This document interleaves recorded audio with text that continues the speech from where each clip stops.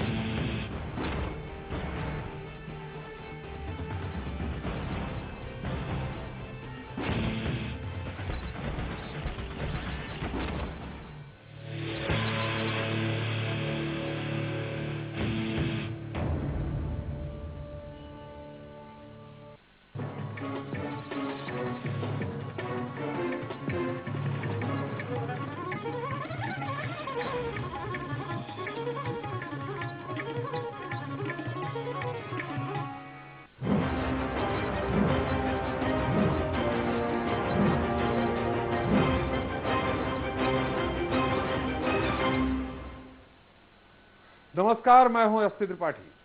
जनता मांगे जवाब में आपका स्वागत है।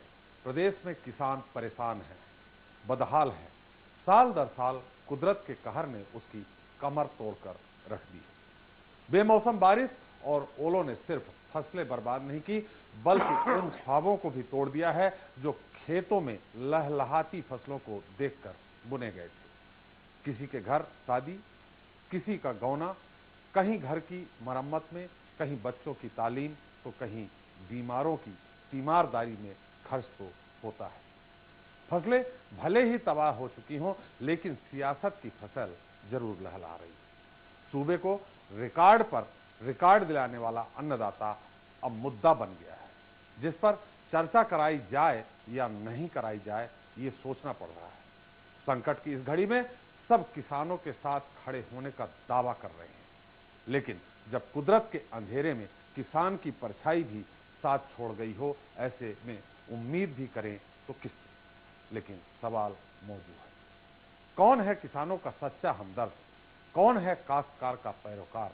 आज इसी मुद्दे पर करेंगे चर्चा, लेकिन पहले 10 दिन।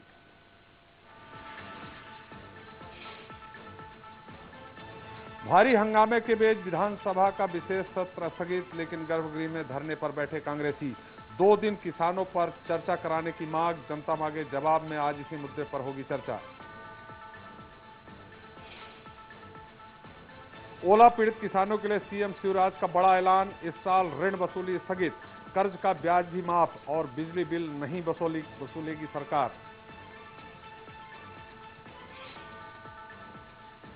दिग्विजय सिंह को विधानसभा में प्रेस कॉन्फ्रेंस करने से सुरक्षा कर्मियों ने रोका। पूर्व सीएम ने कहा, बौखलाई है सरकार, किस किस को रोकेंगे।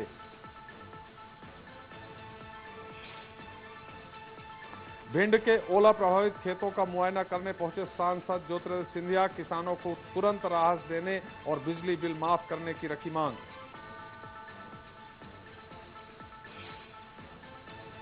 लघु वनोपज संग्रहकों की बेटियों को सीएम रमन की सौगात, बीएससी नर्सिंग की छात्राओं को स्कॉलरशिप देने का ऐलान। विधानसभा घेराव करने पहुंची आंगनबाड़ी कार्यकर्ताओं की पुलिस के साथ झड़प, 2 कार्यकर्ता बेहोश, सरकार ने दिया 72 घंटे के काम पर लौटने का अल्टीमेटम।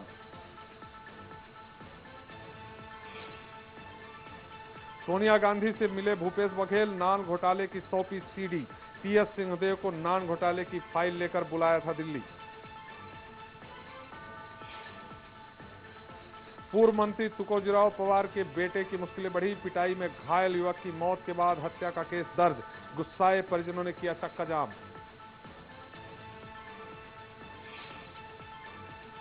इंदौर एमवाय में फिर बड़ी लापरवाही उजागर, मरीज के ऑक्सीजन मास्क में अचानक लगी आग।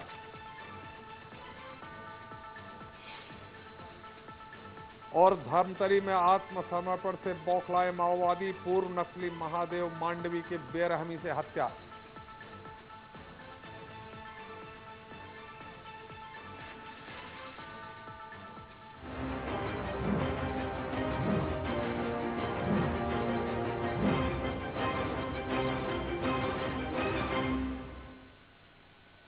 प्रदेश में 31 जिलों के 3,167 गांव ओलों से प्रभावित हुए हैं।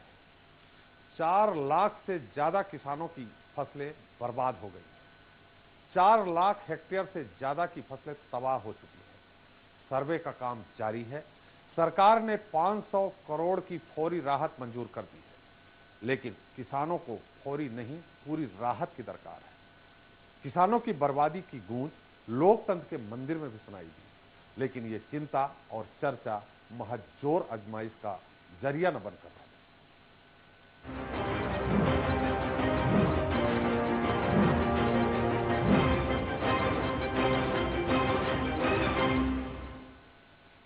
तो मध्य प्रदेश में कुदरत के कहर के हालात कमोबेश एक जैसे ही बन रहे हैं। हर साल बारिश हो रही है, ओले भी गिर रहे हैं, फसलें बर्बाद भी हो रही हैं और इस पर सियासत भी हो रही है।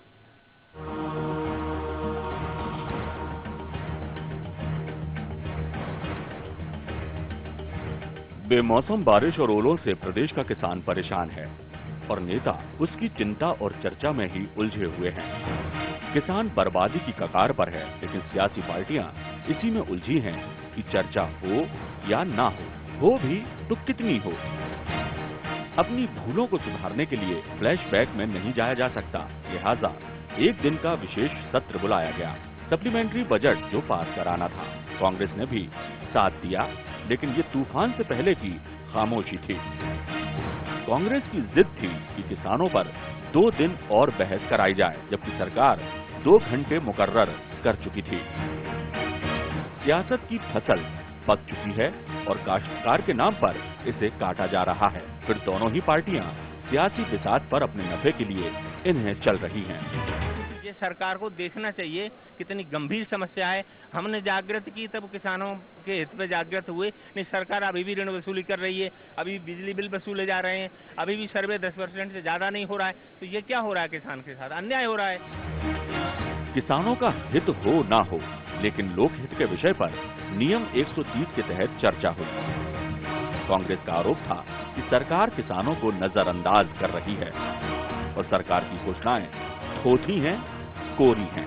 सत्ता पक्ष ने भी आरोपों को गौर से सुना। चर्चा के बीच चिंता कम, चिंतन ज्यादा था। जवाब तैयार था। विपक्ष पर घड़ियाली आंसू बहाने का आरोप लगाया गया।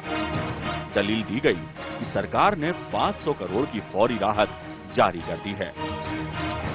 सीएम भी सूबे में लगातार किसानों के बीच जा रहे हैं, सर्वे भी किया जा रहा है। मुआवजे का मरहम भी जल्द किसानों के जख्मों पर लगा दिया जाएगा।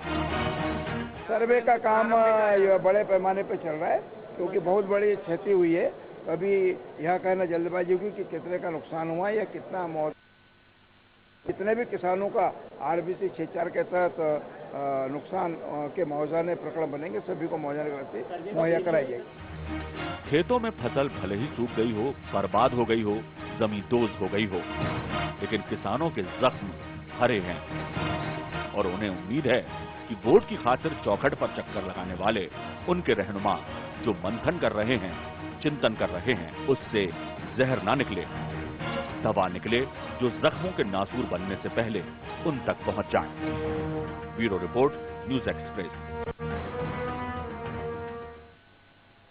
तो जब किसान सिर्फ बन जाए मुद्दा, अन्नदाता पर गरमाए सियासत, तो सवाल उठे। किसानों की बर्बादी पर क्यों हो रही है राजनीति? सियासी बिसात पर हर बार अन्नदाता क्यों? क्या सदन में मंथन से किसानों के जख्मों पर लग पाएगा मरहम? सही मायने में कौन है किसानों का पैरोकार? तो इस मसले पर बात करने के लिए हमारे साथ मौजूद हैं बीजेपी विधायक चौधरी मुकेश चतुर्वेदी। चतुर्वेदी जी, आपका बहुत बहुत स्वागत है इस कार्यक्रम में। और कांग्रेस के युवा नेता कुणाल चौधरी जी, जो प्रदेश युवा कांग्रेस के अध्यक्ष भी हैं, और आपका भी बहुत बहुत स्वागत है चौधरी साहब। विशेष टिप्पणी के लिए मौजूद हैं राजनीतिक विश्लेषक गिरिजा शंकर जी। गिरिजा शंकर जी, आपका भी बहुत बहुत स्वागत है।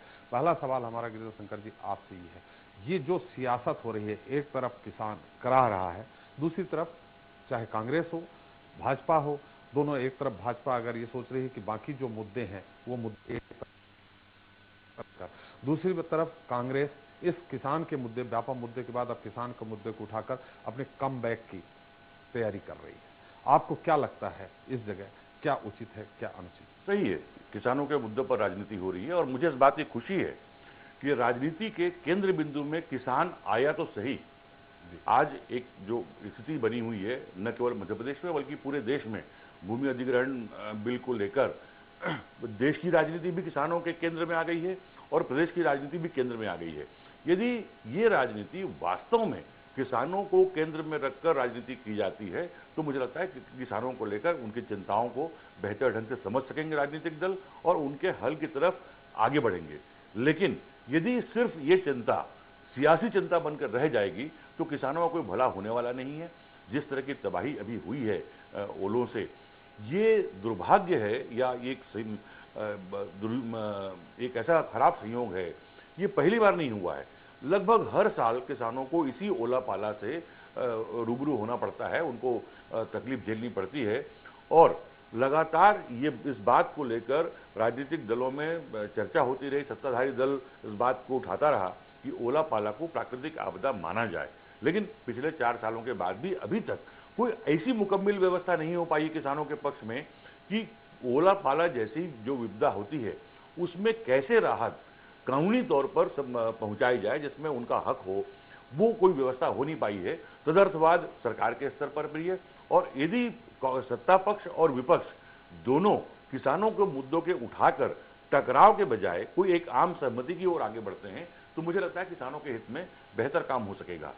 बिल्कुल सही कहा आपने कि अगर पार्टी लाइन से हट करके अगर बात की जाए, सभी किसानों से जुड़े हैं, ज्यादातर 90% नेता ऐसे हैं जो खुद किसानी करते हैं। ऐसी स्थिति में उसका एक रास्ता निकालना चाहिए, ना कि राजनीति चमकाने का। मुकेश जी, अगर जिस तरह से आपके किसान पुत्र, आपके मुख्यमंत्री जी कहते हैं कि किसान पुत्र हैं, किसानों के सरदार, वो सरोकार रखते हैं किसानों से, सबसे बड़ी बात यहाँ ये है, मैं ये नहीं कहता हूं वो किसानों के पक्षधर हैं, किसानों के जख्मों पर मरहम लगाने का प्रयास कर रहे हैं, वो किसानों के हमदर्द हैं, ये मैं मानता हूं। लेकिन अगर विपक्ष इस बात पे अड़ा था कि अगर 2 दिन तक अगर सदन के अंदर सिर्फ किसानों की मुद्दे की बात हो, किसानों के हित की बात हो, उसमें चर्चा रखी जाए तो क्या बुराई थी। उन्होंने साफ तौर पे कहा था कि हम किसी और मुद्दे का जिक्र भी नहीं करेंगे।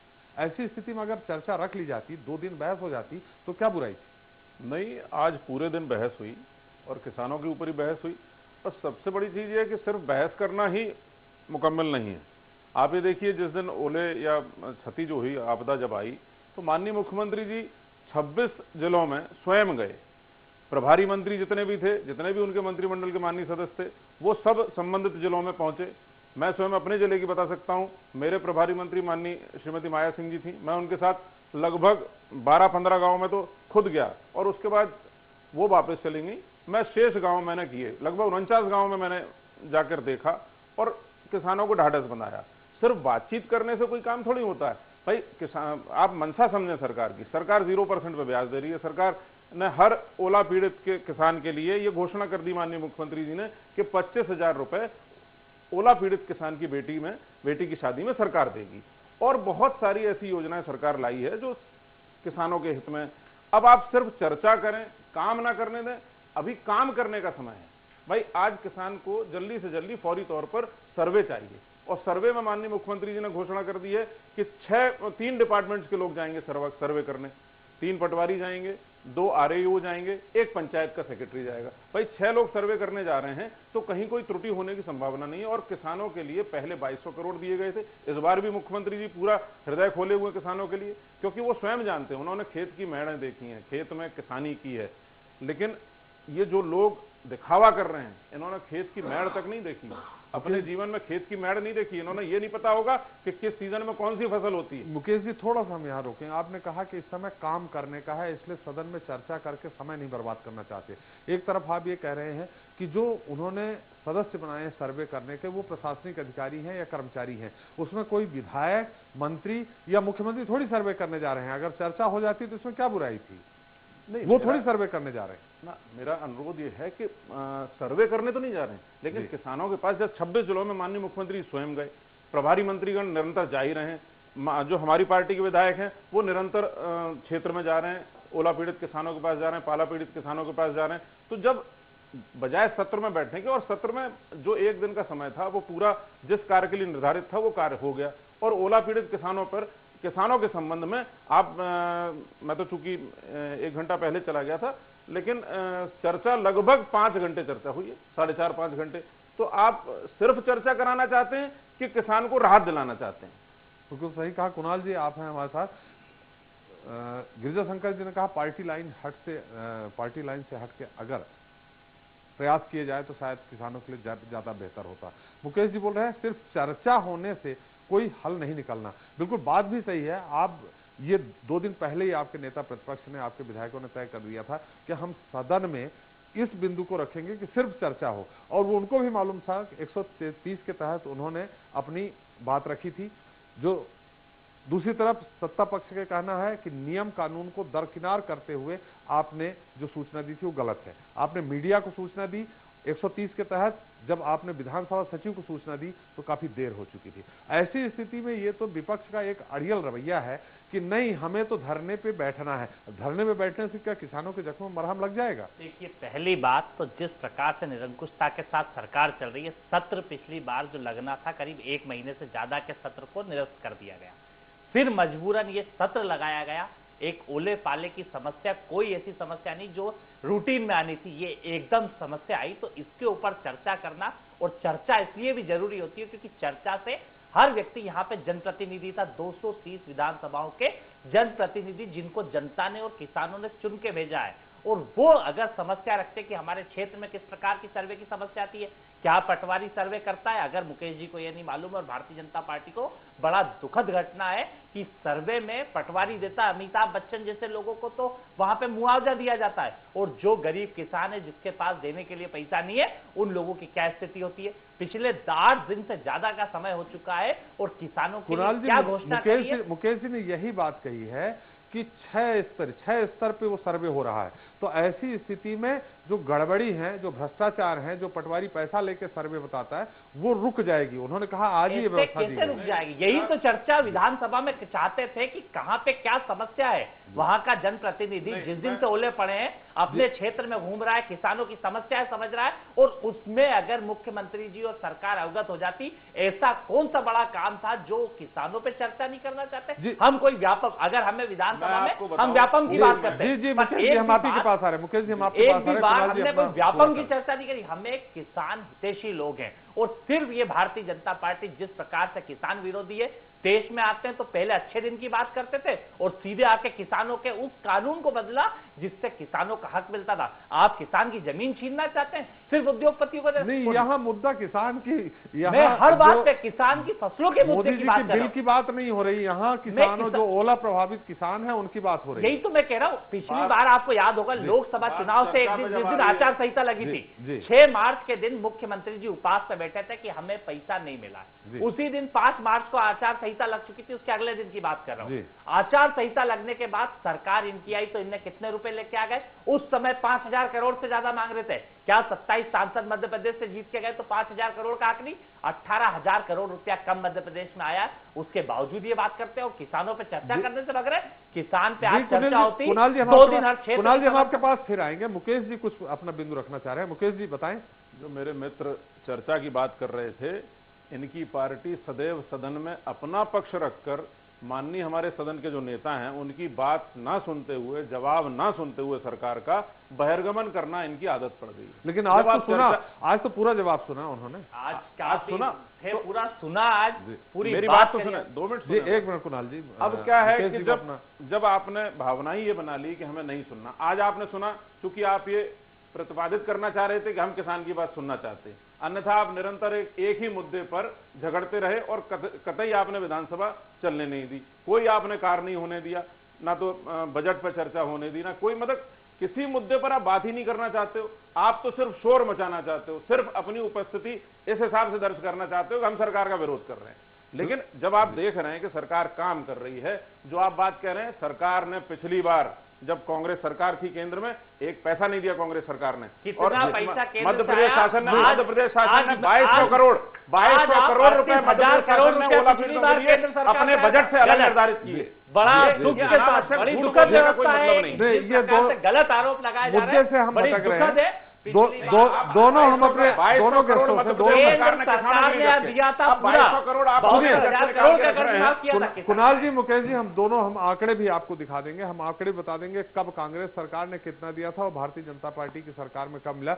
आप दोनों लोगों की जो बहस है, शासन ने जो भी आपने 550 करोड़ रुपया फौरी तौर पर चलिए मैं आप दोनों लोगों सर्वे चालू है, तो फौरी तौर पर शासन ने 550 करोड़ रुपया निर्धारित कर दिया और वो फाइनल अमाउंट। मुकेश जी, हम आपके पास फिर आएंगे।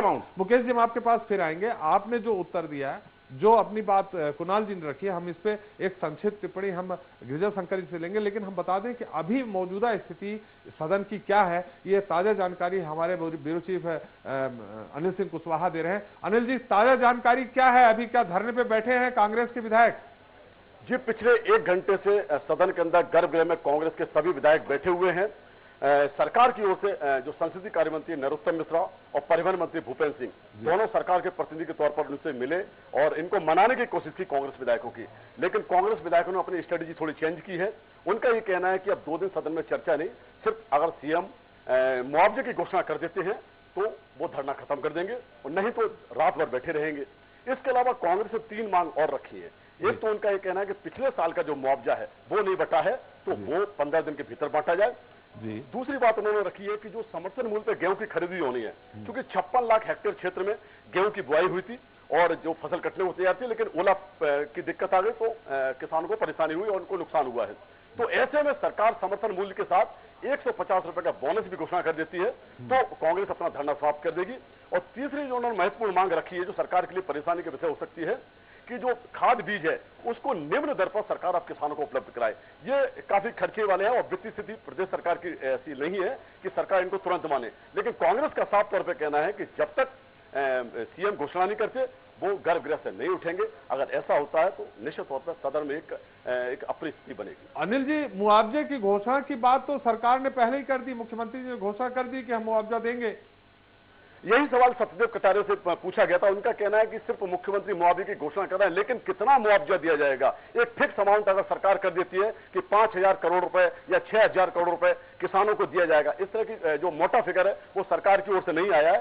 तो कांग्रेस विधायकों की सिर्फ यही मांग है कि एक मोटा फिगर सरकार प्रस्तुत कर दे। लेकिन सरकार की ओर से जवाब आ रहा है कि अभी सर्वे होना है, सर्वे के बाद जो स्थिति सामने आएगी उसके बाद ये फिगर जो एक अमाउंट है वो घोषित किया जाएगा। तो इस बात को लेकर दोनों पक्ष अड़े हुए हैं और पिछले 1 घंटे से गर्भगृह में कांग्रेस के सभी विधायक पूरी रणनीति के साथ गर्भगृह में धरने में बैठे हुए हैं। बिल्कुल बिल्कुल अनिल, आपने जो जानकारी दी, विधानसभा के अंदर की जानकारी दी, उसके लिए बहुत बहुत धन्यवाद। हम इस मुद्दे पर निश्चित तौर पर मुकेश से पूछेंगे कि जो एक बात यहाँ निकल करके आई है कि पिछले बार जो मुआवजा था वो ही नहीं बटा है, और कुणाल जी से भी हम पूछेंगे कि अगर धरने पे 2 दिन 3 दिन 4 दिन जो भी बैठे रह सकते हैं, तो क्या धरने में बैठने से क्या किसानों के जख्मों पर मरहम लग जाएगा। लेकिन गिरिजा शंकर जी, आपने खुद सुना 3 बातें निकल करके आई।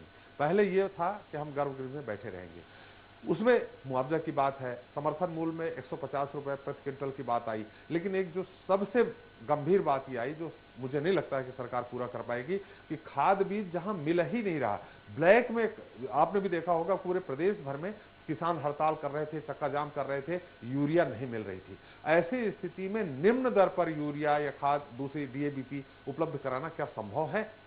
देखिए, इन मांगों को और किसानों को लेकर जो जनता है उसके पीछे की जो राजनीति है वो आपको समझना होगा। पिछली बार जो रणनीति बीजेपी और कांग्रेस ने बनाई थी विधानसभा सत्र में, जो बजट सत्र था जिसको लंबा चलना था, उसमें जो कांग्रेस ने जिस तरह का एक आंदोलनात्मक रुख अपनाया, उसका फायदा उठाया बीजेपी ने और एब्रप्टली उन्होंने सत्र को समाप्त कर दिया। सत्र के समाप्त होने से सत्ता पक्ष को हमेशा लाभ होता है और विपक्ष को अपनी बात कहने का मौका नहीं मिलता। सत्ता पक्ष ने इतने एब्रप्टली उस सत्र को समाप्त किया कि जो अनुपूरक जो आज पारित हुआ वो तक वो पारित नहीं करा पाए। शायद कहीं रणनीति में उनकी चूक थी या जो भी था। ये शह और मात का खेल सत्र को लेकर दोनों दलों के बीच चल रहा है। आज जब सत्ता पक्ष की मजबूरी हुई कि ये जो सत्र बुलाया गया था, किसानों के मुद्दे पर चर्चा के लिए सत्र नहीं बुलाया गया था, अनुपूरक ये विशेष सत्र बुलाया गया था अनुपूरक बजट को पारित कराने के लिए। ये सत्ता पक्ष की मजबूरी थी और इस मजबूरी का फायदा उठाया कांग्रेस ने। उसने पिछली गलती से सुधार करते हुए उसका सत्र का 1 दिन का हो या 2 दिन का हो, वहां पर हम अपनी बात रखें और सत्र का बेहतर उपयोग अपने जो आक्रामक रुख है उसको दिखाने के लिए करें। तो ये शह और मात का खेल दोनों पार्टियों के बीच चल रहा है। जहां तक किसानों की मांगों का सवाल है तो उन मांगों में बहुत सारी जो चीजें हैं वो इस तरह नहीं है कि जिनको कि आप तात्कालिक रूप से आप केवल सदन में धरना देके बैठ जाएं और कहें पूरा करो। जहां तक सवाल मुआवजे का है तो मुआवजे की घोषणा जो आपके प्रतिनिधि बता रहे थे कि कटारे जी कह रहे हैं कि अमाउंट घोषित किया जाए। मुझे समझ में नहीं आ रहा है कि वो मांग उनकी किस तरह की है। दरअसल मुआवजे की जो घोषणा होती है किसी भी सरकार में वो प्रति एकड़ के दर से होती है और फिर जैसे सरकार ने घोषणा किया कि प्रति एकड़ 26,500 समथिंग कुछ मुआवजा देंगे। अब मुआवजे की राशि कुल कितनी होगी ये तो तय होगा जब आखिर में जब पूरा आकलन होगा। लेकिन जो बुनियादी जो सवाल है कि मुआवजे की दर क्या होगी, मुआवजे का तरीका क्या होगा, वो तो घोषित हो चुका है। तो खैर ठीक है, इन मांगों को लेकर जो राजनीति हो रही है वो महत्वपूर्ण है। सदन को अपनी मांगों से के जरिए किस तरह अपनी बात को रखने का उपयोग करने का मामला है, ये कांग्रेस ने बहुत सफलतापूर्वक अपनी इस रणनीति को अंजाम दिया है। बिल्कुल गिरिजा शंकर जी, हमारे साथ एक दर्शक है मंदसौर से धीरेन्द्र जो अपना सवाल करना चाह रहे हैं। धीरेन्द्र जी अपना सवाल करें। इसमें मेरा एक सवाल है जी कि माननीय मुख्यमंत्री जी जो मध्य प्रदेश में 38 जिलों में जो ओलावृष्टि व बारिश हुई है जी देख के भी आए हैं मुख्यमंत्री जी, तो मेरा ये सवाल है कि वो ये राहत राशि की बजाय फसल बीमा क्यों नहीं दे देते हैं? बिल्कुल सही। भाजपा सरकार को मध्य प्रदेश में 15 साल होने को आए हैं, अभी तक सोसाइटियों में फसल बीमा नहीं दिया इन्होंने।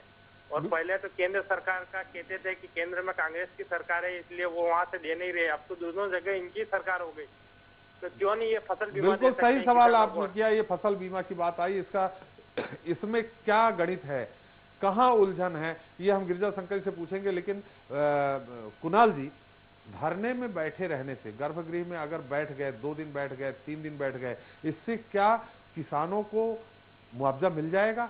अगर आपके विधायक, आपके प्रतिनिधि जहां सर्वे हो रहे हैं, जिन किसानों की फसलें बर्बाद हुई हैं, उनका प्रतिनिधित्व करके वहां पटवारी, तहसीलदार, कलेक्टर से ये बात रखते कि यहाँ फसल ज्यादा बर्बाद हुई है, यहाँ कम बर्बाद हुई है, ये आपके शायद सारे विधायक भी जानते होंगे कि जो फसल बीमा माने जो बीमा राशि होती है वो व्यक्तिगत तौर पे होती है, पर किसान होती है, लेकिन जो मुआवजा बढ़ता है वो सामूहिक बढ़ता है। इन जैसे जो मुद्दे हैं इनको अगर सॉल्व कराने का प्रयास करते तो हो सकता है किसानों को ज्यादा फायदा मिलता है। देखिए, ये सारी चीजें हमारे विधायक कर चुके हैं।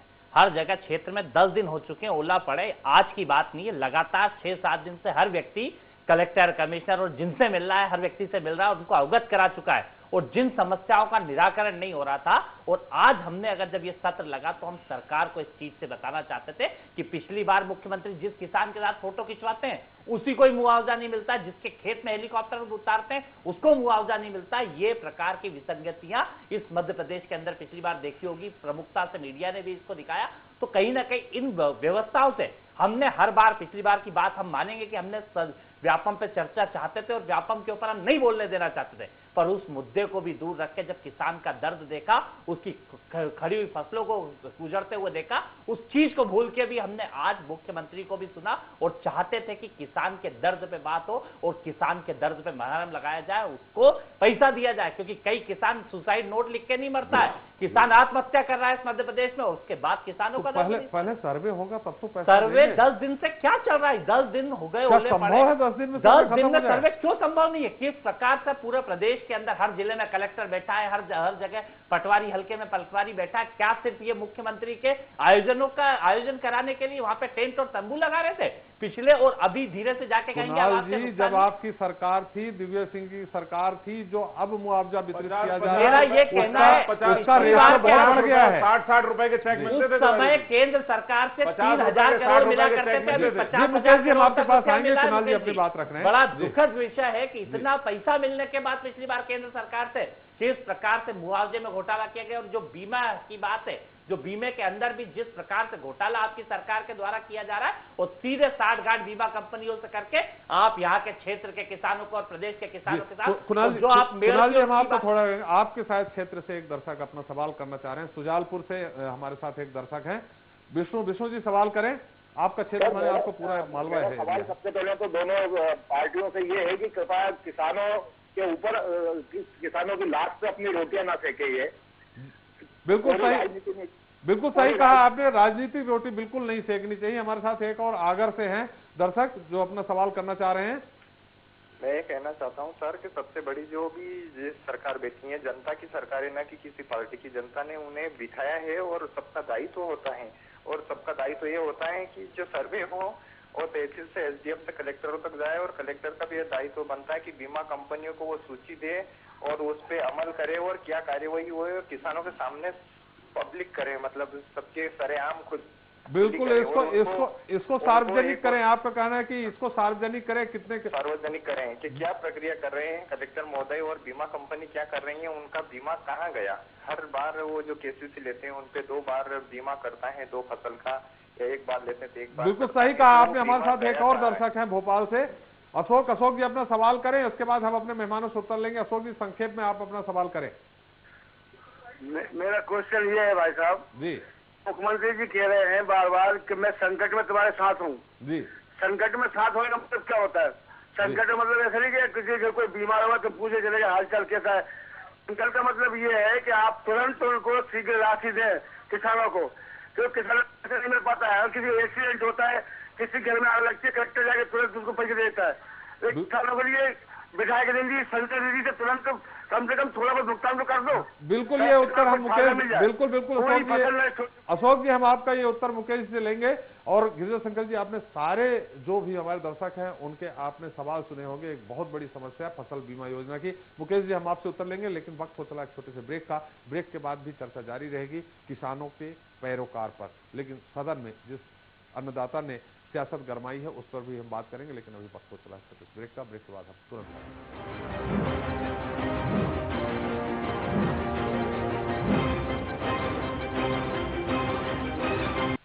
अब सूचना आपके हाथ में। छत्तीसगढ़ शासन की आधिकारिक सूचना समाचार के साथ साथ विभाग और जिलों की जानकारी पाएं अब अपने मोबाइल पर। आईफोन मोबाइल धारक आईफोन ऐप स्टोर से एवं एंड्रॉइड मोबाइल धारक गूगल प्ले स्टोर से निःशुल्क डाउनलोड करें छत्तीसगढ़ जीपीआर मोबाइल ऐप। अब सरकार की सारी जानकारी आपकी जेब में। सीएक लाए हैं 5 प्रोजेक्ट में शुभम से स्वामित्व के साथ लाभ ही लाभ। सीएक औद्योगिक क्षेत्र, धार्मिक पर्यटन, सीएक agro, energy capital of India, सीएक सैटेलाइट सिटी भोपाल। सिर्फ 2 से 3 लाख के पेमेंट कर शेष 2 से 5 साल की किस्तों में। सीएक 26 वर्षों से प्रतिष्ठित मध्य प्रदेश की सफल स्थानीय कंपनी। अधिक जानकारी के लिए संपर्क करें कॉन्टैक्ट 9098991000। क्यों है परेशान? जब स्वाइन फ्लू का इलाज है बहुत आसान।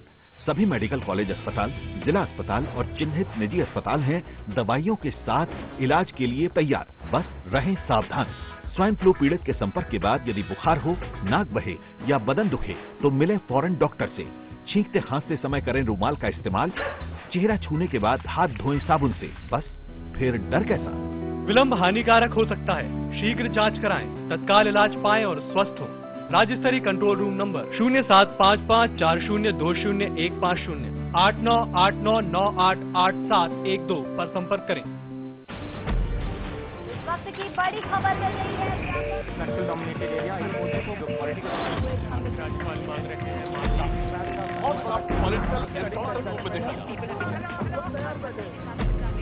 लड़ रही है। नरेंद्र मोदी को प्रधानमंत्री पद का उम्मीदवार।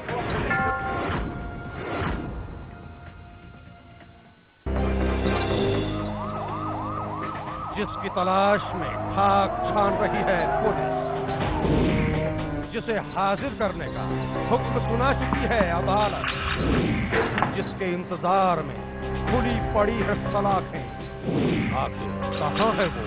वांटेड। हर शनिवार रात 9:30 बजे।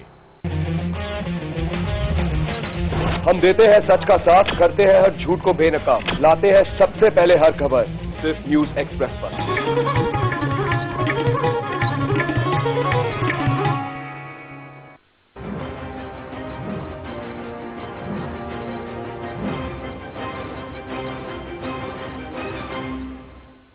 ब्रेक के बाद आपका एक बार फिर स्वागत है। चर्चा हो रही है किसानों के पैरोकार पर। ब्रेक में जाने के पहले हमारे कई दर्शकों ने ये सवाल उठाए थे कि जो बीमा कंपनियां हैं वो फलीभूत हो रही हैं। अगर बीमा कंपनियों पर सरकार नकेल कसे और किसानों को उनसे मुआवजा दिलवाए तो संभवतः उनके जख्मों पर मरहम लग सकता है। लेकिन एक बड़ी खबर हम आपको बता दें, जो कांग्रेस के जो विधायक दल गर्भगृह में बैठे थे, विधानसभा के अंदर धरना देके बैठे थे, वहां अभी अभी पूर्व मुख्यमंत्री दिग्विजय सिंह जी वहां पहुंच गए हैं। शायद ये राजनीति और गर्मा गई है किसानों को लेकर के। हमारे साथ हमारे एक्सप्रेस रिपोर्टर सुधीर दंडोतिया हैं, हम उनसे जानेंगे कि इस समय विधानसभा के अंदर क्या हो रहा है, दिग्विजय सिंह जी के पहुंचने के बाद क्या प्रतिक्रिया है वहां। सुधीर जी। जी देखिए, बिल्कुल आज विधानसभा की कार्रवाई दिन भर जितनी शांतिपूर्वक चली, उतना ही विधानसभा खत्म होने के बाद नाटकीय घटनाक्रम विधानसभा में देखने को मिला है। अचानक वे कांग्रेस के विधायकों ने अपनी रणनीति में तब्दीली की थी और 2 दिन विधानसभा सत्र को बढ़ाने की मांग के बजाय अब मुख्यमंत्री से लिखित रूप में जवाब कांग्रेस के विधायकों के द्वारा मांगा जा रहा है। करीब 2 घंटे का समय हो चुका है। कांग्रेस के विधायक गर्भगृह में धरने पर बैठे हुए हैं। यहाँ पर उनके लिए नाश्ता और जूस के प्रबंध किया गया और खाने का ऑर्डर भी इनके द्वारा दिया गया है। पर कुछ ही देर पहले पूर्व मुख्यमंत्री दिग्विजय सिंह वो कांग्रेस के विधायकों की हौसला अफजाई करने पहुंचे हैं।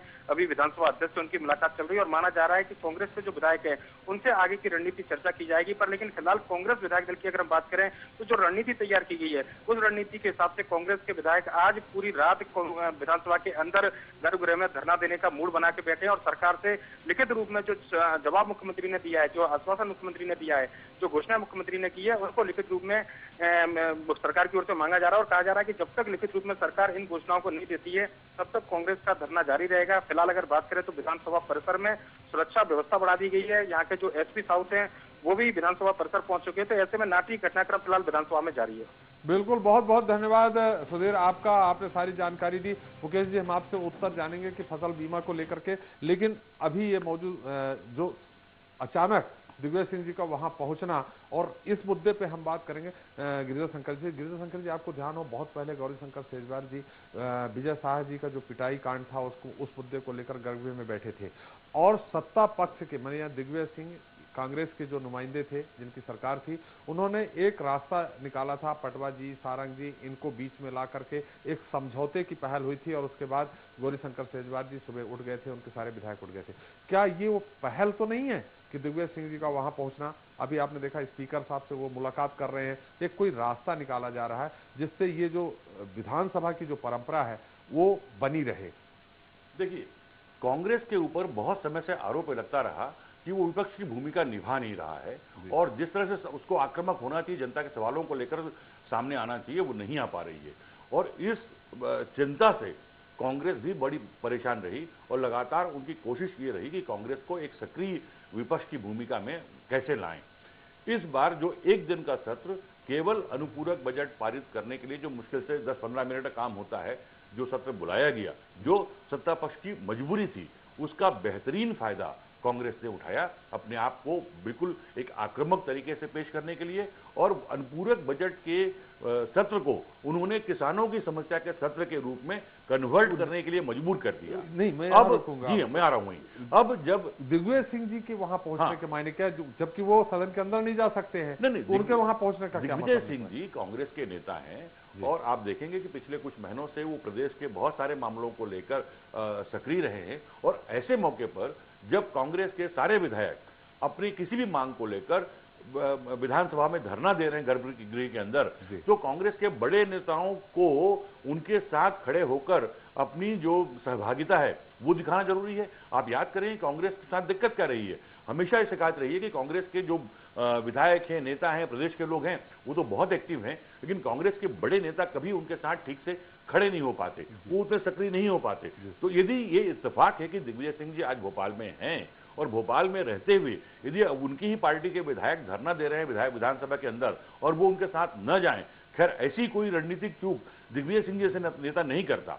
अब जहां तक सवाल कांग्रेस का है, उनको भी ये मालूम है कि इस धरने को बहुत लंबा खींचने का कोई मतलब नहीं है। उनका जो उद्देश्य था वो पूरा हो गया कि उन्होंने किसानों के मुद्दे को उठाने की बात भी अपनी सामने रख दी, विधानसभा सत्र का बेहतर उपयोग किया। आखिर विधानसभा सत्र में चर्चाएं जो होती हैं या बात होती है, उसका सिर्फ महत्व इतना ही नहीं है कि सत्ता पक्ष और विपक्ष के बीच में कोई चर्चा बातचीत हो। दरअसल इसके जरिए पूरे प्रदेश में मैसेज जाता है कि कौन सा राजनीतिक दल, कौन सा नेता किन मुद्दों को लेकर विधानसभा के अंदर अपनी बात रख रहा है, तो उनकी बात पूरी होगी। इसीलिए आप देखेंगे कि उन्होंने अब वो जो मांग है कि 2 दिन चर्चा, उसको उन्होंने छोड़ दिया है। अब वो कह रहे हैं कि हमें कुछ आश्वासन सरकार की ओर से मिल जाए तो हम धरना समाप्त कर देंगे। लिखित आश्वासन तो धरना समाप्त करने की जो प्रक्रिया है, मुझे लगता है कि दिग्विजय सिंह भी आकर वहां पर उनका मनोबल तो बढ़ाएंगे ही, और उनको शायद है कि इस बात को राजी करें। सरकार के 2 मंत्री भी इस बात को लगे हुए हैं, चर्चा में लगे हुए विधायकों से, कि किसी तरह से ये गतिरोध समाप्त हो जाए। जहां तक सवाल लिखित रूप से आश्वासन देने का प्रश्न है, तो जो घोषणाएं मुख्यमंत्री ने सदन के अंदर कर दी है वो तो वैसे ही ऑन रिकॉर्ड है, उसके अलावा कोई अलग से लिखित देने का सवाल नहीं है। खैर इन बातों को छोड़ें तो कुल मिलाकर बात यह है कि अब कांग्रेस को लग रहा है कि उनका जो उद्देश्य था विधानसभा सत्र का अपना राजनीतिक उपयोग, वो बहुत अच्छे तरीके से उन्होंने कर लिया। इसलिए अब मुझे लगता है घंटे 2 घंटे में गतिरोध समाप्त हो जाएगा और उनका अपना जो धरना है वो समाप्त हो जाएगा। बिल्कुल स्थिति वही है कि जब कोई भूख हड़ताल पे बैठता है, आमरण अनशन पे बैठता है, तो दूसरे तीसरे दिन से एक बीच का रास्ता ढूंढने लगता है कि कोई अधिकारी आके उनको जूस पिला दे और ये किसी तरह से आमरण अनशन समाप्त हो जाए। अगर गर्भगृह में बैठे हैं तो एक रास्ता भी एक माना जा सकता है कि निकाला जा रहा है कि दिग्विजय सिंह जी के मार्फत अगर वो हस्तक्षेप करते हैं तो एक विधानसभा की गरिमा बनी रहे और सारे सदस्य उठकर चले जाए। मुकेश जी, हम इसके पहले हमारे दर्शकों ने पूछा था, सबसे बड़ी यहाँ समस्या फसल बीमा योजना की, जैसा कि इसके पहले भी होती कि बीमा होता है व्यक्तिगत, जो मुआवजा दिया जाता है, बीमा दिया जाता है, वो सामूहिक दिया जाता है। क्या आपकी सरकार ऐसे मुद्दे पे ये जो विसंगति है इसको दूर करने का प्रयास करेगी? कई दर्शकों ने कहा कि अगर बीमा कंपनियों के द्वारा उनको मुआवजा दिलवाए तो सरकार को न बजट पे उन पे भार पड़ने वाला है वो भी नहीं पड़ेगा, और जो बीमा कंपनियां फल फूल रही हैं, जैसा कि जो आंकड़े बताते हैं कि मुश्किल से जो राशि खर्च होती है उसका 5 से 7% मात्र बीमा कंपनियां किसानों को देती हैं।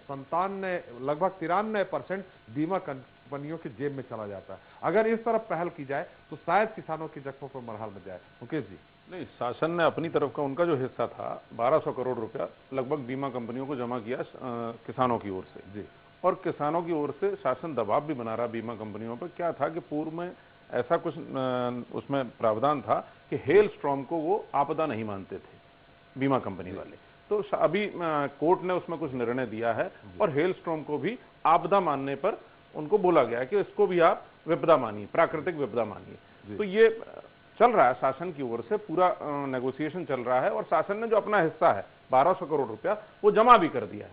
तो ये शासन किसानों के लिए ही कर रहा है, कोई अपने लिए नहीं कर रहा है, और शासन उसको जमा करके सारा बीमा, आप तय मानिए कि मुख्यमंत्री जी और शासन, पूरा शासन जो भी बीमा कंपनी पे आएगा सारा पैसा किसानों को दिलवाया जाएगा, उसमें कहीं कोई कोताही नहीं बरती जाएगी। मुकेश जी, यहाँ पेच ऐसा है कि जब किसान ऋण लेता है, अगर कोई किसान 2000 का ऋण लिया तो उसको जो पैसा मिलेगा वो 1800 रुपए ही मिलेगा, 200 रुपए बीमा कंपनी को चला जाएगा। यहाँ कई ऐसी बीमा कंपनी भी आई हैं जो किसान नेताओं के द्वारा जो जानकारी मिली है वो सही है कि जो डिफाल्टर हैं दूसरे प्रदेशों से वो यहाँ आ गई हैं, 7 बीमा कंपनियां काम कर रही हैं, तो वो 200 रुपए चला गया। अब ऐसी स्थिति में उस 200 रुपए के बदले में उन्हें 2000 नहीं 10,000 20,000 उनको मुआवजा देना होगा। हमें जो, मैं आपसे सवाल कर रहा हूं कि जो बीमा कंपनियों को जो पैसा मिल रहा है, जितना वो कलेक्ट कर रहे हैं किसानों से, उसका 7 से 10% ही बट रहा है। आप बीमा कंपनियों को आप मजबूर नहीं कर सकते। अगर जब आप नियम बदलेंगे कि सामूहिक बीमा अगर होता है तो सामूहिक मुआवजा दिया जाए, व्यक्तिगत बीमा होता है तो व्यक्तिगत मुआवजा दिया है, तब जाके समस्या सॉल्व होगी मुकेश जी। नहीं, उसमें मैं आपसे बता रहा हूं, कलेक्टर्स को निर्देश दे दिए गए हैं कि जो हाईकोर्ट का जो निर्णय आया उसके आधार पर बीमा कंपनियों पर दबाव बनाया जाए और उनसे ये निर्धारित किया जाए कि जो 200 रुपया उन्होंने काटा है प्रति केसीसी के हिसाब से 2000 रुपए पे, वो उसका बीमा किसानों तक पहुंचे, और पहुंचेगा। आप इतना मानिए, बीमा कंपनी कोई भी बेईमानी नहीं कर पाएगी, क्योंकि बीच में ये हेलस्टॉर्म का जो मामला था, ये उसको प्राकृतिक आपदा नहीं मानती थी बीमा कंपनी, कोई भी बीमा कंपनी। अब चूंकि हाईकोर्ट ने उसमें ऑर्डर दे दिया है कि हेलस्टॉर्म को, मतलब ओले को और पाला को आप प्राकृतिक आपदा माने, तो उस उपरांत ही अब वो कार्रवाई आगे बढ़ेगी। और सरकार अपना 1200 करोड़ रुपया जमा करा चुकी है। जो एक बार बार जो कहा जा रहा था कि सरकार पैसा नहीं जमा करा रही, सरकार 1200 करोड़ रुपए जमा करा चुकी है। तो अब ये जो आपकी बात है, ये अब शंका दूर हो जाएगी, ये तय मानिए। बिल्कुल, मैंने बीमा कंपनियां प्रीमियम लौटाती, केवल केंद्र और राज्य सरकार देती, वो भी नहीं लौटा रही। हम निश्चित तौर पे हम कुणाल जी से जानेंगे, लेकिन मैं एक आपको खबर बता दूं, इस समय भारी पुलिस बल तैनात हो गया है सदन के चारों तरफ, पुलिस पहुंच गई है, सारे मीडिया को बाहर निकाला जा रहा है। ऐसी में आकलन ये लगाया जा रहा है, लोग ये सोच रहे हैं कि संभवतः जो विधायक है उनको जबरदस्ती सदन से बाहर निकाला जाए। गिरिजा शंकर जी, जैसा कि अभी जो जानकारी मिली है कि सारे मीडिया कर्मियों को भी बाहर निकाला जा रहा है, वहां बहुत पुलिस बल मौजूद है, तो क्या ऐसा भी संभव है कि सारे विधायकों को वहां से जबरदस्ती बाहर निकाला जाए? अब ये सरकार के स्तर पर या बीजेपी के स्तर पर क्या निर्णय होता है वो देखना होगा। दरअसल ऐसे मौके पर जब कोई पार्टी बहिर्गमन करती है, तो बहिर्गमन किस तरह होता है कि 5 मिनट के लिए बाहर जाते हैं, वापस आकर वो कार्रवाई शुरू हो जाती है। लेकिन हमारे यहाँ बहुत समय से जो परंपरा बन गई है, खासकर मध्य प्रदेश के विधानसभा में कुछ समय से, कि टकराव की राजनीति अधिक होती है और किसी मुद्दे को लेकर दोनों ही पक्ष इतने अड़ जाते हैं कि जो बहिर्गमन है वो वास्तव में बहिर्गमन हो जाता है, सांकेतिक न होते हुए। आज जो धरना दे रहे हैं वो रणनीति कांग्रेस की पहले से थी कि वो सरकार से 2 दिन 3 दिन के सत्र की मांग करेंगे, जो जाहिर है वो मांग पूरी होगी नहीं, और उसके बाद हम गर्भगृह में धरना देंगे। धरना देना एक सांकेतिक काम होता है, आपने धरना दिया, अपनी बात कही, कायदे से समाप्त हो जाना चाहिए। लेकिन राजनीति यहाँ पर रुकती नहीं है, तो वो हो सकता है कि वो धरने के लिए वो ये तैयार ना हो कि हम धरना समाप्त करेंगे, और वो आज रात को पूरा बैठना चाहें, कल भी आगे बैठना चाहें। इसके लिए उसको समाप्त करने के लिए दिग्विजय सिंह जी समाप्त करने के लिए गए हैं या उनको समर्थन देने गए हैं, ये सीधा पता नहीं है। लेकिन 2 मंत्री सरकार के लगे हुए हैं विधायकों से बात करते हुए, उनको समझाकर वहां से उठाने के लिए। हो सकता है कि कोई मान मनोबल के बीच में कोई रास्ता ऐसा निकल आए, और यदि ऐसा रास्ता नहीं निकलता है तो शायद है सरकार ये निर्णय ले कि उनको बलपूर्वक वहां से बाहर किया जाए। कुणाल जी, हमारा सवाल आपसे है, लेकिन हम एक रायसेन से हमारे साथ दर्शक है मुरलीधर, जो अपना सवाल करना चाह रहे हैं आप लोगों से। मुरलीधर जी, अपना सवाल करें, संक्षेप में करें, मेरा समय समाप्त हो रहा है। चतुर्वेदी जी, पूछना चाहूंगा कि सरकार कह रही है कि कर्जे का ब्याज भरेंगे, तो सहकारी समिति तो 0% में देते हैं ये लोग। अच्छा, और 1 साल पहले वाले जो है उनको ब्याज देते हैं, तो कौन से ब्याज भर रहे हैं? सहकारी समिति से हमने 1 साल पहले का 32,400, उस पर 32,400 ब्याज लगा कर नोटिस दे रही है। मतलब आखिर ब्याज कौन सा भरेंगे ये? सहकारी समिति 0% पे दे रहे हैं, इसकी जानकारी चाह रहा था। बिल्कुल मुकेश जी, आपने सवाल सुना होगा, हम उत्तर लेंगे। कुणाल जी, अगर आपके यहाँ धरना देने की जगह जो आपकी डिमांड रखी है आपकी पार्टी ने, जो हमें ये बातें, उसमें अगर कहीं फसल बीमा योजना के मुद्दे को लेकर बात करते तो किसान शायद बीमा कंपनियों से लूटने से जो लगातार लूट रहा, आपकी पार्टी के समय भी लूट रहा था, नहीं लूटता। अगर ये मुद्दा लगातार मांग कर रहे हैं, लड़ाई लड़ रहे हैं, ये भी आप देख लीजिए। आपकी सरकार जिस प्रकार से यहाँ पे 2 दिन का सत्र बुलाने के लिए किसानों को इतनी समस्या है, इसमें चर्चा बीमा कंपनी पे भी होती, हर चीज के ऊपर होती, पर सरकार इतना अड़ियल रवैया, जबकि पिछली बार जो सत्र चालू किया था इन्होंने 28 मार्च तक का रखा था, पर उसके बावजूद उसे पहले खत्म कर दिया गया। 2 दिन किसानों के लिए इतनी बड़ी प्राकृतिक आपदा में बैठने के लिए तैयार नहीं है। और जिस प्रकार से मीडिया को बाहर निकाला जा रहा है, पुलिस को, हमारा मुद्दा हमारा सवाल ये है कि फसल बीमा के लिए अगर आपकी पार्टी लड़ती, मैं बीमा का आपको सीधे बता दूं, बीमा कंपनियों से सीधे सरकार की साठगांठ है।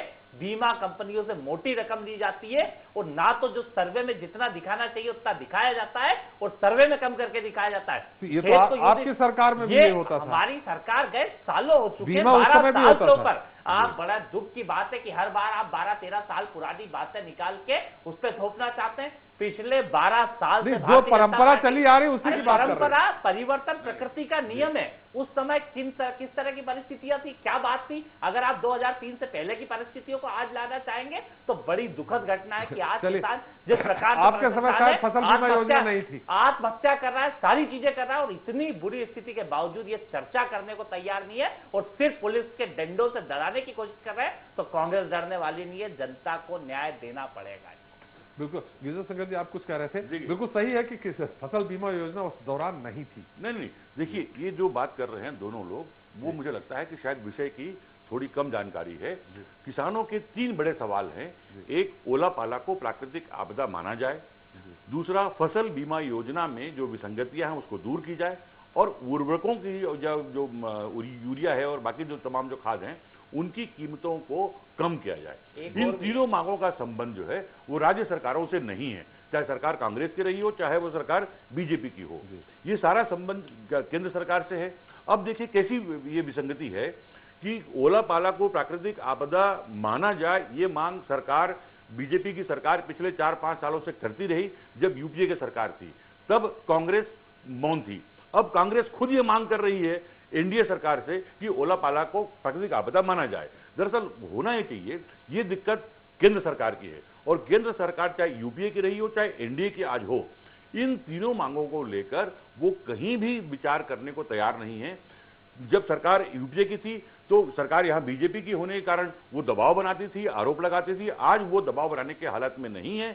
होना ये चाहिए दरअसल कांग्रेस और बीजेपी को इन तीनों मुद्दों को लेकर एक साथ बैठना चाहिए और केंद्र सरकार के साथ इस मुद्दे को हल करने की कोशिश करनी चाहिए, वरना ये केवल आरोप प्रत्यारोप ही लगता रहेगा, किसानों का भला इसमें कहीं नहीं होगा। यूपीए की सरकार में जितना राहत मिली थी, मैंने जितना फंड दिया था राज्य सरकार को यूपीए सरकार ने, उतना अभी भारतीय जनता पार्टी की सरकार केंद्र से नहीं दी है। देखिए फंड कम मिले या अधिक मिले वो मुद्दा बहुत महत्वपूर्ण नहीं है, ये तात्कालिक राहत का मामला है। यदि सरकारें जो है यदि केंद्र की राज्यों को मदद नहीं देती हैं या देती हैं, इससे किसानों का बड़ा भला नहीं होगा। आप देखेंगे कि लगातार ओला पाला हर साल उनको झेलना पड़ रहा है। यदि एक बार फौरी तौर पर 2, 4, 5 हजार करोड़ आपने बांट दिया, उससे किसानों का भला नहीं होगा।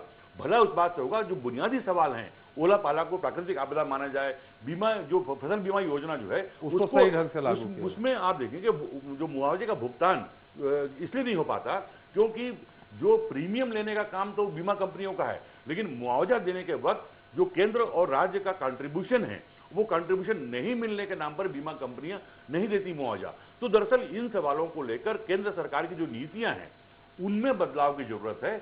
यदि छोटे छोटे राहत को लेकर यदि उलझते रहेंगे तो ये बड़े सवाल जो हैं जो पिछले कई सालों से लंबित है वो आगे भी लंबित रहेंगे। मुकेश जी, हमारा समय समाप्त हो रहा है। एक दर्शक ने सवाल उठाया था 0% जो ब्याज की बात की जाती है कि हम किसानों को देते हैं, उसमें उसने सवाल उठाया ये कि जो ब्याज दिया, जो कर्ज दिया जाता है 0% तो होता है, लेकिन मार्च में वसूलने की बात हो जाती है और वो अगर अप्रैल या मई में वसूलने की बात हो तो संभवतः किसान लौटा सके क्योंकि मार्च में फसल आती नहीं है।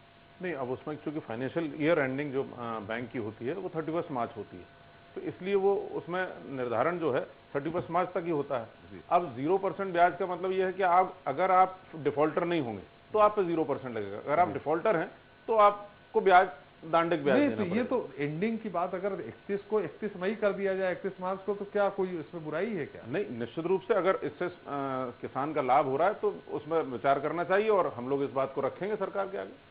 बिल्कुल बिल्कुल सही बात है। मुकेश जी, आप हमारे इस चर्चा में आपने भाग लिया, आपका बहुत बहुत धन्यवाद। कुणाल चौधरी जी, आपका भी बहुत बहुत धन्यवाद, आपका इस चर्चा में भाग लिया। निश्चित तौर पे मुझे मालूम है कि आप इसके बाद सीधे विधानसभा पहुंचेंगे। गिरिजा शंकर जी, आपने जो विशेष टिप्पणी की, आपका भी बहुत बहुत धन्यवाद। तो दोस्तों, आपके और हमारे पेट का पालनहार अन्नदाता जिस फसल को अपने खून से सींच कर उगाता है, कभी उस पर आफत की बारिश होती है तो कभी ओले पड़ जाते हैं। इनसे बचा तो सूखे की मार उसकी राह देखती है। ऐसी विकट अनिश्चय की स्थिति में किसान टूटता नहीं, हर झटके को झेल कर वह फिर हल लेकर खेत में फसल उगाने निकल पड़ता है। किसान टूटता है तो झूठे वादों से, खुद के नाम पर हो रही सियासत से, जिसमें उसका नफा नुकसान नहीं, नेताओं की चमक का जोर होता है। इस बार भी लाखों किसानों की फसल पर ओले पड़े हैं।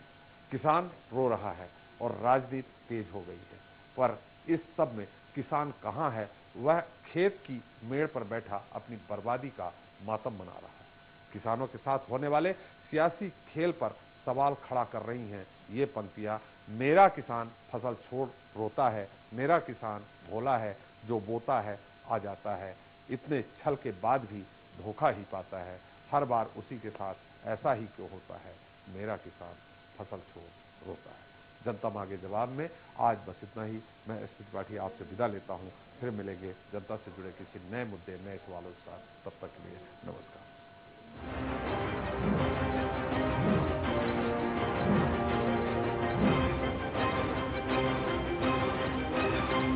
अब सूचना आपके हाथ में। छत्तीसगढ़ शासन की आधिकारिक सूचना। समाचार के साथ साथ विभाग और जिलों की जानकारी पाएं अब अपने मोबाइल पर। आईफोन मोबाइल धारक आईफोन ऐप स्टोर से एवं एंड्रॉयड मोबाइल धारक गूगल प्ले स्टोर से निःशुल्क डाउनलोड करें छत्तीसगढ़ GPR मोबाइल ऐप। अब सरकार की सारी जानकारी आपकी जेब में। क्यों है परेशान? जब स्वाइन फ्लू का इलाज है बहुत आसान। सभी मेडिकल कॉलेज अस्पताल, जिला अस्पताल और चिन्हित निजी अस्पताल हैं दवाइयों के साथ इलाज के लिए तैयार। बस रहें सावधान। स्वाइन फ्लू पीड़ित के संपर्क के बाद यदि बुखार हो, नाक बहे या बदन दुखे तो मिले फौरन डॉक्टर से। छींकते खांसते समय करें रुमाल का इस्तेमाल। चेहरा छूने के बाद हाथ धोएं साबुन से। बस फिर डर कैसा? विलंब हानिकारक हो सकता है, शीघ्र जांच कराएं, तत्काल इलाज पाएं और स्वस्थ हो। राज्य स्तरीय कंट्रोल रूम नंबर 075540200150 8989988712 पर संपर्क करें। यार आपको पता है दिन दहाड़े लड़की को अगवा कर लिया? मालूम है। अरे बाबूजी पता है आपको 20 लोग मर गए बस पलटने से। पता है। फिर 2 मंत्री घूस से तो पकड़ा गया। पता है भाई। आपको न्यूज पता है? कहाँ देखा? आपने नहीं देखा? न्यूज में देख रहे।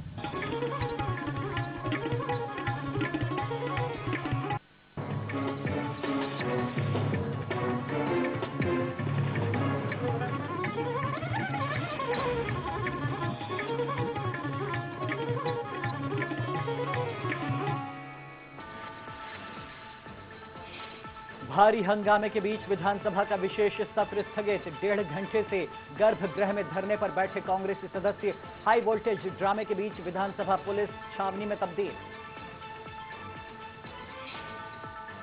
ओला पीड़ित किसानों के लिए सीएम शिवराज का बड़ा ऐलान। इस साल ऋण वसूली स्थगित, कर्ज का ब्याज भी माफ, बिजली बिल भी नहीं वसूलेगी सरकार।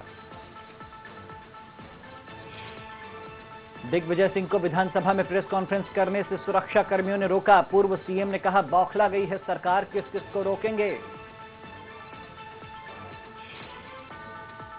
भिंड के ओला प्रभावित खेतों का मुआयना करने पहुंचे सांसद ज्योतिरादित्य सिंधिया। किसानों को तुरंत राहत राशि देने और बिजली बिल माफ करने की रखी मांग।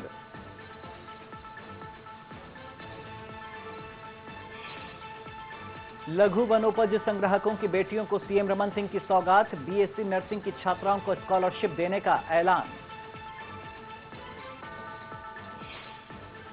विधानसभा घेराव करने पहुंची आंगनवाड़ी कार्यकर्ताओं की पुलिस के साथ झड़प। झुमा झटकी में 2 कार्यकर्ता हुई बेहोश। सरकार ने दिया 72 घंटे में काम पर लौटने का अल्टीमेटम।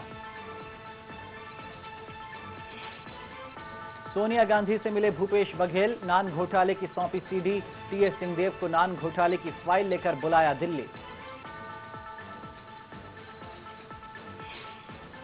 पूर्व मंत्री तुकोजीरा पवार के बेटे की मुश्किलें बढ़ी। पिटाई में घायल युवक की मौत के बाद हत्या का केस दर्ज। गुस्साए घरवालों ने किया चक्का जाम। इंदौर एमवाई में फिर बड़ी लापरवाही उजागर। मरीज के ऑक्सीजन मास्क में अचानक लगी आग। डॉक्टरों ने कहा बीड़ी पी रहा था मरीज। और धमतरी में सरेंडर से बौखलाए माओवादी। पूर्व नक्सली महादेव मंडावी की बेरहमी से की हत्या।